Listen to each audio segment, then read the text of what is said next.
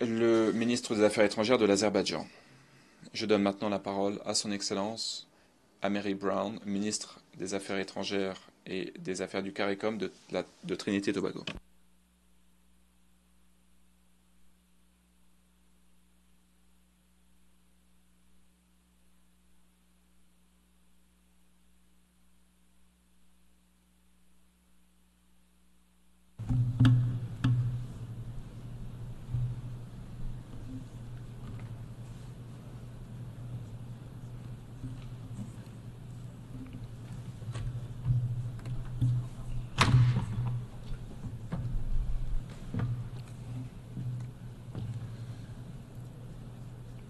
Mr. President, Monsieur le Président, tout d'abord, permettez-moi de vous féliciter au nom du gouvernement et du peuple de la République de Trinité et Tobago. À l'occasion de votre élection, en tant que président de la présente session de l'Assemblée générale des Nations unies, nous avons confiance. Nous savons que vous serez à la hauteur de la tâche. Et vous pouvez compter sur le soutien plein et entier et la coopération de Trinité et Tobago. Permettez-moi également, au nom du peuple et du gouvernement de Trinité et Tobago, de remercier sincèrement votre prédécesseur, Son Excellence Denis Francis, pour sa présidence exemplaire en tant que présidente de la 78e session de l'Assemblée générale, selon le principe de la paix, de la prospérité, du progrès et de la durabilité. Monsieur le Président, je salue le thème que vous avez choisi pour la présente session, alors que nous sommes à un point décisif qui déterminera l'avenir des générations à venir. Notre planète, véritablement, aurait dû être en meilleur état en 2024. Au lieu de cela, nous sommes très inquiets et consternés par des divisions récentes, le fait que l'on bafoue le droit international, par des manquements graves aux droits humains et par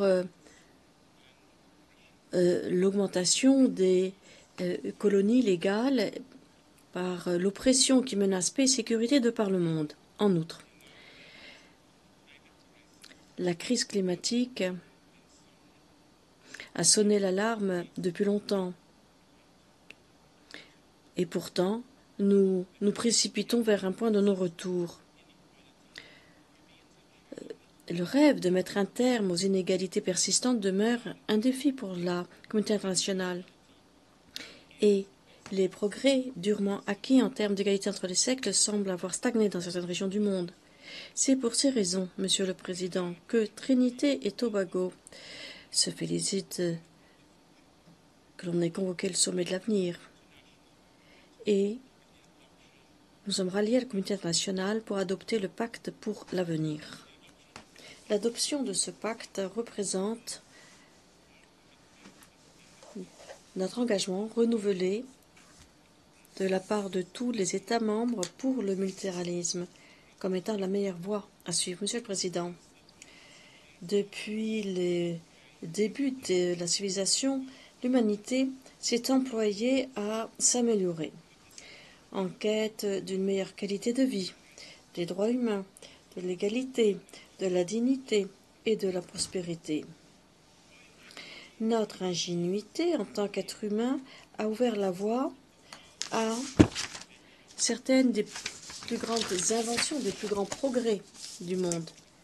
Malheureusement, dans notre quête pour parvenir à la meilleure version de nous-mêmes, nous avons découvert certains des pires aspects de l'humanité. Notre planète et ses peuples ont été soumis à des abus dont les effets ont placé la majorité de la population du monde au seuil d'une version d'un scénario apocalyptique. Plus que jamais, nous devons trouver un esprit de coopération et chacun côte à côte, nous devons œuvrer dans l'intérêt de toute l'humanité. Nous avions l'habitude de dire que notre avenir en dépend, mais maintenant, nous devons dire que c'est notre existence qui en dépend. Il est bien établi et accepté qu'il ne peut pas y avoir de développement durable sans paix. Si nous n'arrivons pas à trouver des solutions crédibles face aux défis mondiaux, aux crises humanitaires, aux conflits de par le monde, la communauté internationale aura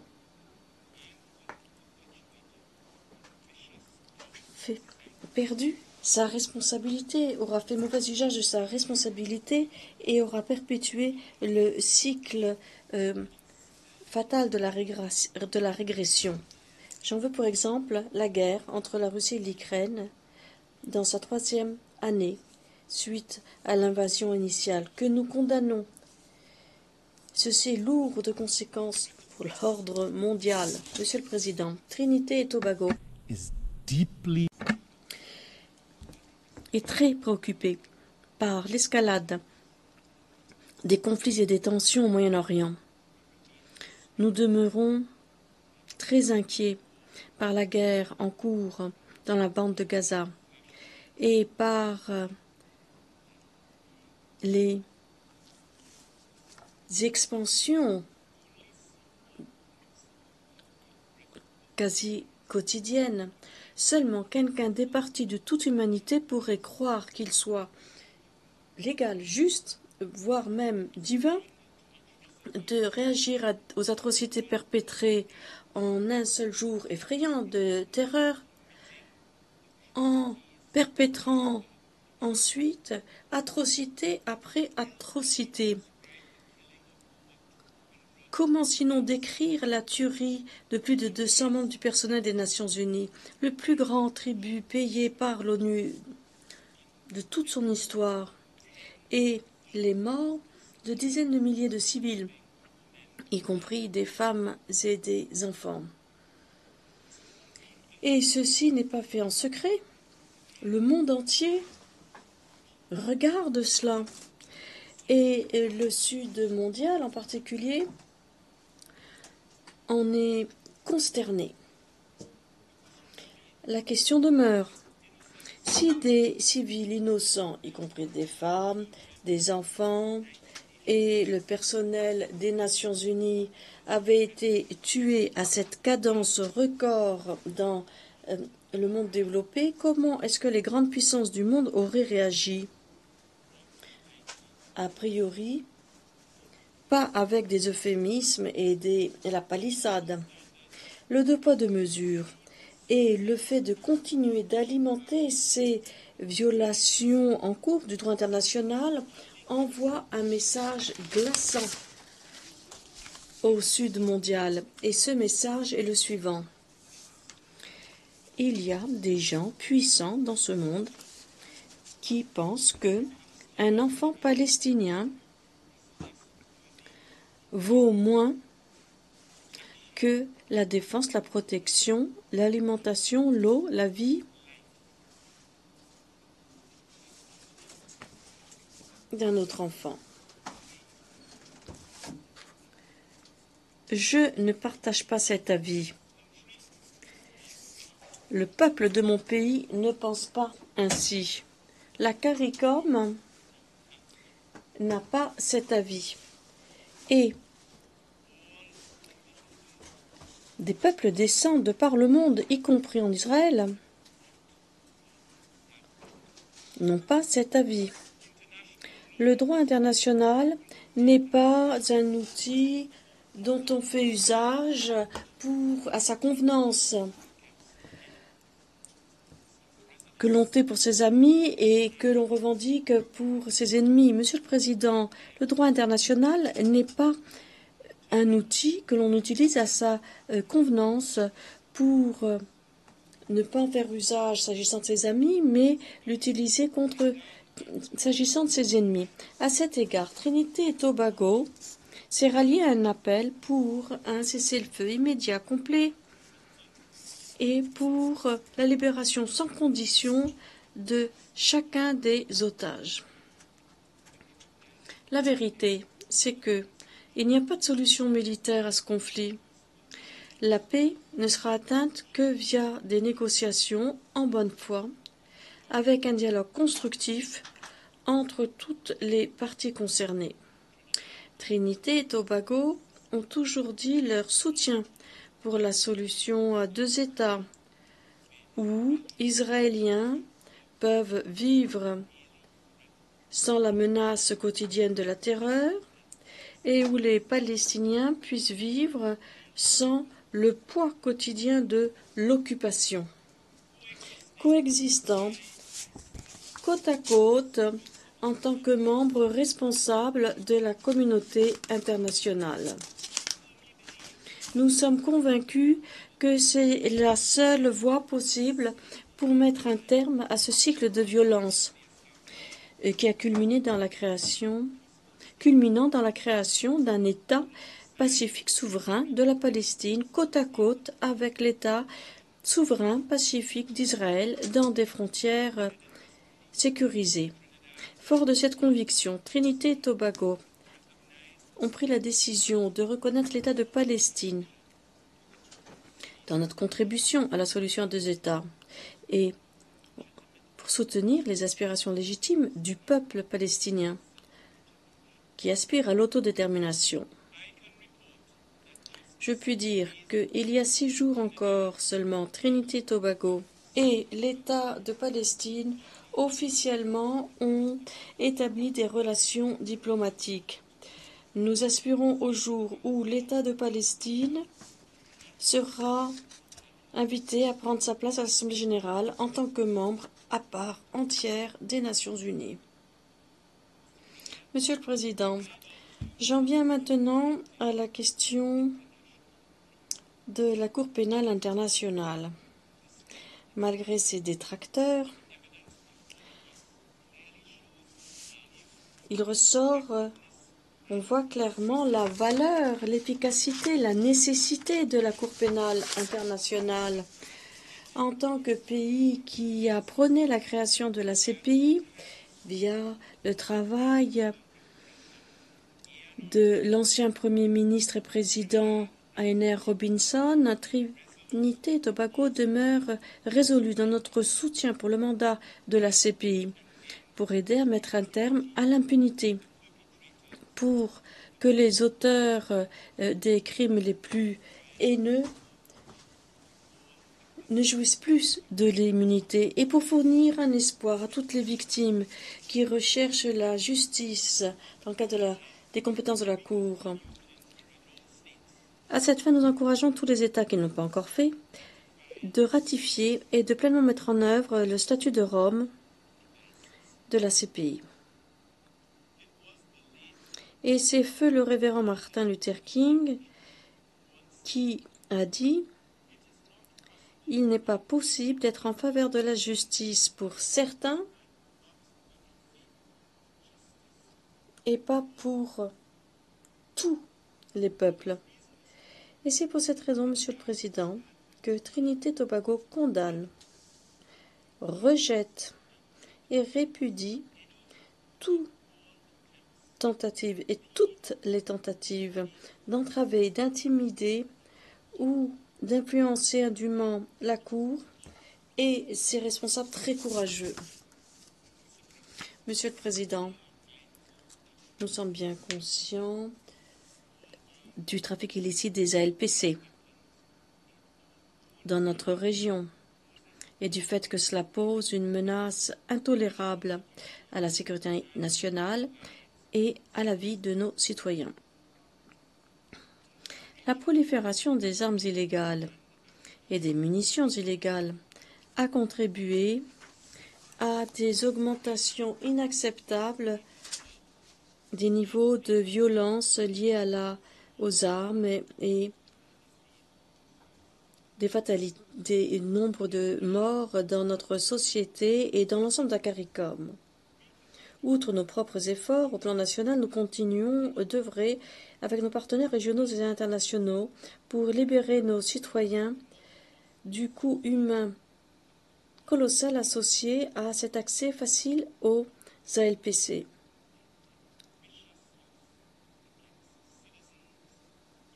Et pour libérer nos citoyens de l'utilisation de ces armes à l'encontre de l'ensemble des citoyens, mais également de leurs familles. Trinité Tobago a accueilli le premier symposium régional sur le crime et la violence en tant que question de santé publique en 2023. Et les chefs de la CARICOM se sont rencontrés en Guyana cette année pour détailler plus avant nos stratégies novatrices sur ce problème de notre région.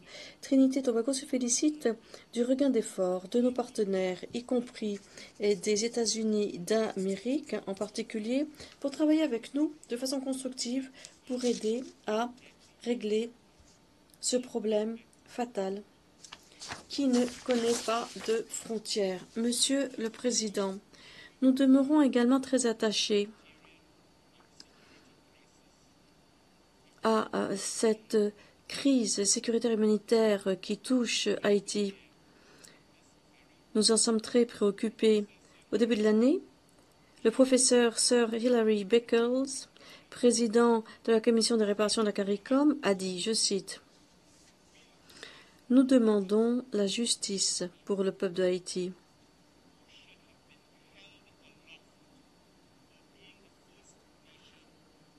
qui aurait dû être soutenu pour avoir été le premier pays à mettre un terme à l'esclavage. On aurait dû les aider pour avoir été l'exemplaire le plus noble de liberté, pour avoir incarné la célébration des possibilités démocratiques. Au lieu de cela, pour leur audacité, on les a punis. Le monde occidental les a punis, diabolisés, plutôt que de les avoir érigés en véritable Dieu. Fin de citation. Nous reconnaissons que le cheminement vers une Haïti stable, sécurisée, exige une solution conduite par les Haïtiens, soutenue par les Nations Unies et la communauté internationale. À cet égard, nous nous félicitons de la nouvelle de la nomination d'un Premier ministre intérimaire et du gouvernement. Nous pensons que ce sont des mesures importantes pour relever le défi politique, sécuritaire et humanitaire d'Haïti. Et je salue le rôle de la CARICOM, de son secrétariat et du groupe des personnes éminentes pour aider les Haïtiens à parvenir à certains de ces progrès. Trinité et Tobago également félicite le gouvernement du Kenya d'avoir déployé la mission d'appui sécuritaire multinationale et de la diriger, et nous remercions également tous les États qui ont contribué à cette opération, y compris la Jamaïque, les Bahamas et plusieurs autres membres de notre région. Une composante essentielle pour le succès de cette mission d'appui à la sécurité multinationale, c'est le financement. À cet égard, le gouvernement des États-Unis d'Amérique a donné l'exemple en fournissant la part du lion. Et le Canada a emboîté le pas. Mais des pays relativement riches, soit contribuent de façon très modeste ou pas du tout.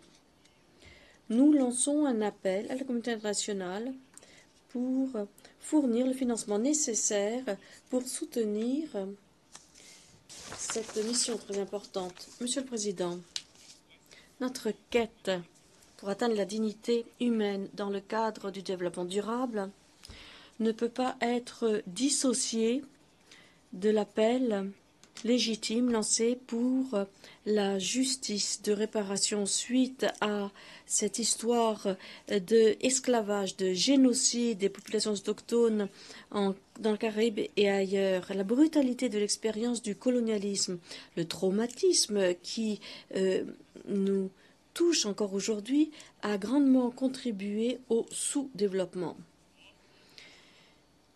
Nos ancêtres ont été déracinés, déshumanisés, leur sang, leur sueur, leurs larmes, leur travail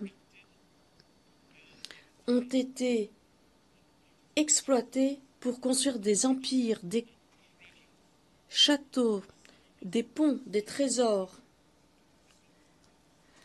pour lesquels nous payons, certains d'entre nous aujourd'hui, quand nous les visitons, quand nous les photographions, quand nous les admirons. Monsieur le Président, nous avons mobilisé notre voix collective pour demander que l'on corrige ces injustices, ces crimes qui ont été perpétrés contre l'humanité, perpétrés contre nos ancêtres, crimes qui pèsent encore aujourd'hui sur nous. En réaffirmant notre engagement pour cette campagne régionale, le gouvernement de Trinité et Tobago a nommé l'an dernier un comité national de la réparation pour fournir plus d'énergie, plus de soutien à la commission des réparations de la CARICOM et à son travail avec l'UA et d'autres organes épris des mêmes idées.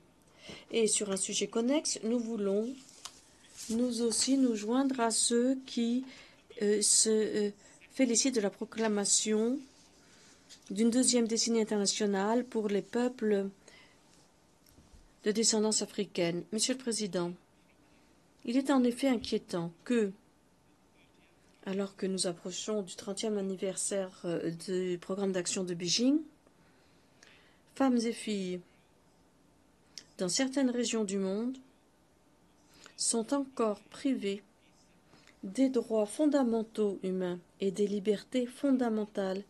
Et parfois, il y a eu érosion des acquis obtenus précédemment.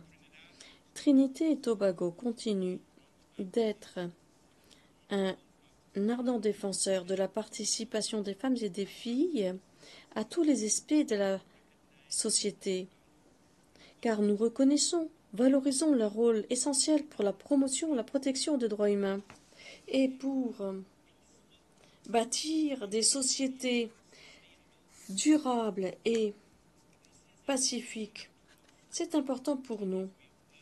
Et comme on l'a déjà fait, tous les 2 ans depuis 2010, Trinité Tobago présentera à la première commission cette année notre résolution sur les femmes, le désarmement, la non-prolifération, la maîtrise des armes. Et nous encourageons les États membres à soutenir cette résolution tournée vers l'avenir. Monsieur le Président, la 4e conférence internationale sur les PEID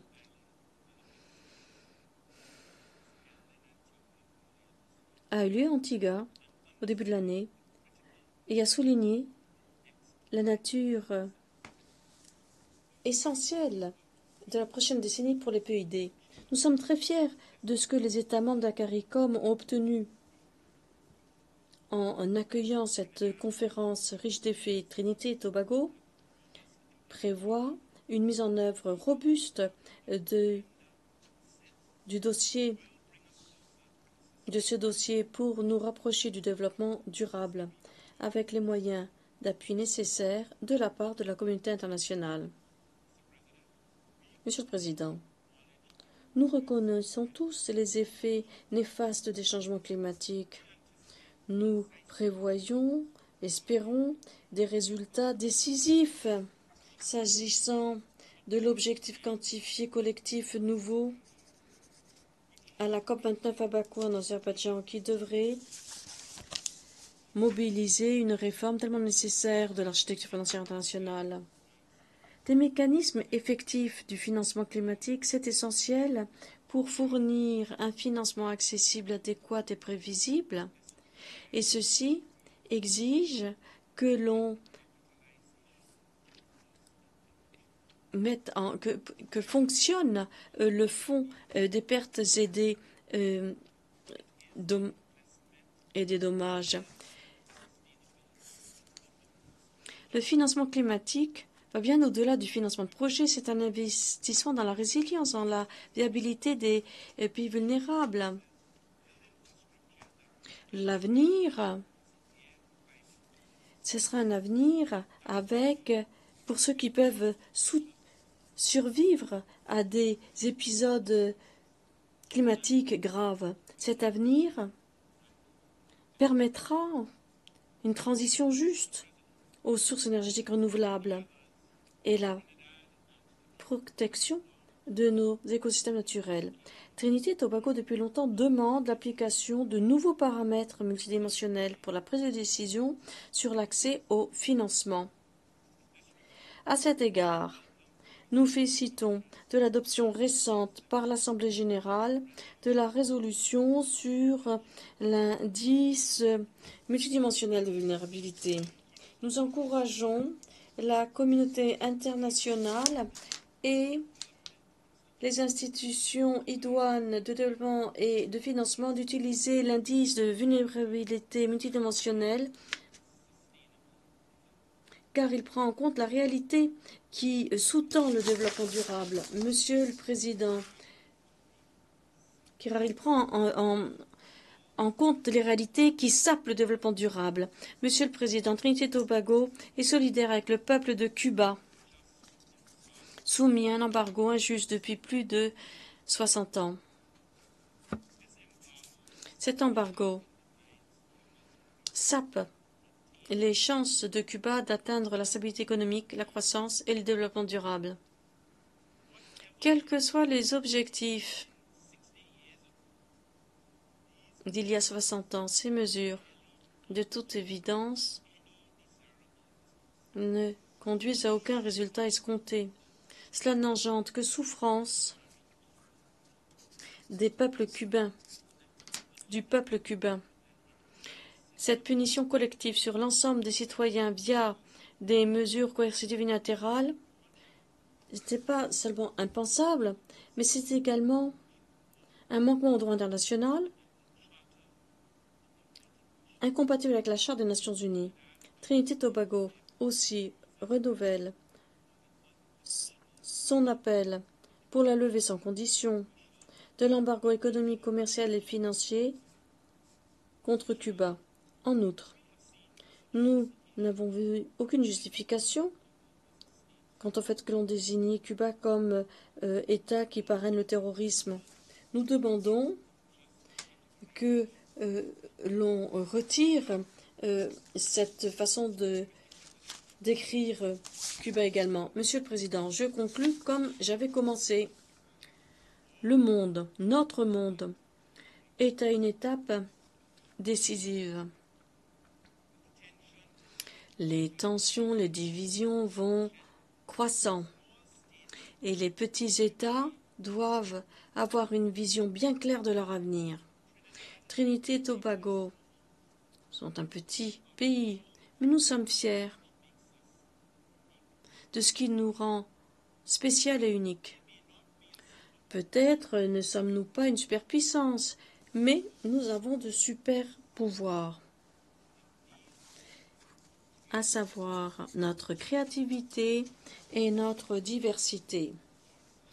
Notre milieu culturel est très dynamique, car notre peuple vient des premiers peuples de notre hémisphère, ainsi que des meilleurs des personnes de l'Inde, de l'Afrique, de la Chine et oui, de l'Europe également.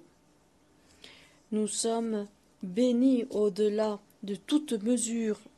Certains d'entre vous en avaient eu une idée à la réception quand on a présenté le président de la précédente session de l'Assemblée générale et vous avez aimé certaines de nos délicatesses, notamment certaines pâtisseries, et vous avez été ravis par la prestation de musiciens avec nos instruments musicaux et leur rythme magique. Et nous avons prouvé que nous pouvions être de grands dirigeants, y compris des dirigeants de cette Assemblée générale. Et nous continuerons d'apporter plus à ce monde que nous ne l'exploitons. Nous sommes forts, fiers et des ardents défenseurs du système des Nations Unies et du multilatéralisme. À terme, l'unité, le fait d'être ensemble, voilà la clé pour les Nations Unies et pour ma propre société. Om Shanti, Shanti, Shanti. Alaikum. Shalom alaikum. And may God. Et que Dieu vous bénisse, vous et vos familles. Monsieur le Président, je vous remercie. I thank the Minister for Foreign and Je remercie le ministre des Affaires étrangères et des Affaires de la CARICOM de Trinité et Tobago. Je